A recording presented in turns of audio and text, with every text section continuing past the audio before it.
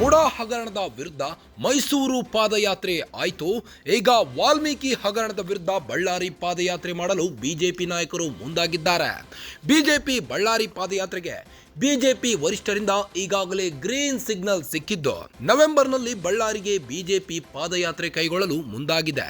ಪರಿಷತ್ ವಿಪಕ್ಷ ನಾಯಕ ಛಲವಾದಿ ನಾರಾಯಣಸ್ವಾಮಿ ಹೇಳಿಕೆ ನೀಡಿದ್ದು, ಬಳ್ಳಾರಿ ಪಾದಯಾತ್ರೆಗೆ ಹಲವರು ಒತ್ತಾಯಿಸುತ್ತಿದ್ದು, ಈ ಬಗ್ಗೆ ಹೈಕಮಾಂಡ್ ಸಹ ಒಪ್ಪಿಗೆ ನೀಡಿದೆ. ಬಹುತೇಕ ನವೆಂಬರ್ನಲ್ಲಿ ಪಾದಯಾತ್ರೆ ನಡೆಸುತ್ತೇವೆ ಎಂದು ಛಲವಾದಿ ನಾರಾಯಣಸ್ವಾಮಿ ಹೇಳಿದ್ದಾರೆ.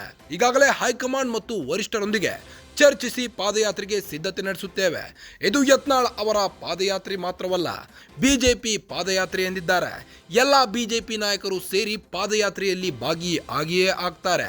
ಪರಿಷತ್ ವಿಪಕ್ಷ ನಾಯಕ ಛಲವಾದಿ ನಾರಾಯಣಸ್ವಾಮಿ ಹೇಳಿಕೆ ನೀಡಿದ್ದಾರೆ. ಈಗಾಗಲೇ ಮುಡಾ ಹಗರಣದ ವಿರುದ್ಧ ಮೈಸೂರು ಚಲೋ ಪಾದಯಾತ್ರೆ ಆಯಿತು. ಈಗ ವಾಲ್ಮೀಕಿ ಹಗರಣದ ವಿರುದ್ಧ ಬಳ್ಳಾರಿ ಪಾದಯಾತ್ರೆ ಕೈಗೊಂಡಿದ್ದಾರೆ. ಬಿಜೆಪಿ ಬಳ್ಳಾರಿ ಪಾದಯಾತ್ರೆಗೆ ಬಿಜೆಪಿ ವರಿಷ್ಠರಿಂದ ಗ್ರೀನ್ ಸಿಗ್ನಲ್ ಸಿಕ್ಕಿದೆ.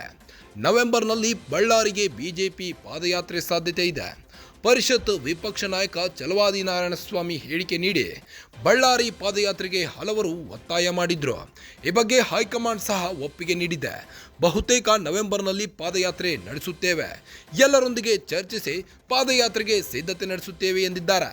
ಇದು ಯತ್ನಾಳ್ ಅವರ ಪಾದಯಾತ್ರೆಯಲ್ಲ, ಬಿಜೆಪಿ ಪಾದಯಾತ್ರೆ ಎಂದಿದ್ದಾರೆ. ಎಲ್ಲ ಬಿಜೆಪಿ ನಾಯಕರು ಸೇರಿ ಪಾದಯಾತ್ರೆಯಲ್ಲಿ ಭಾಗಿಯೇ ಆಗ್ತಾರೆ.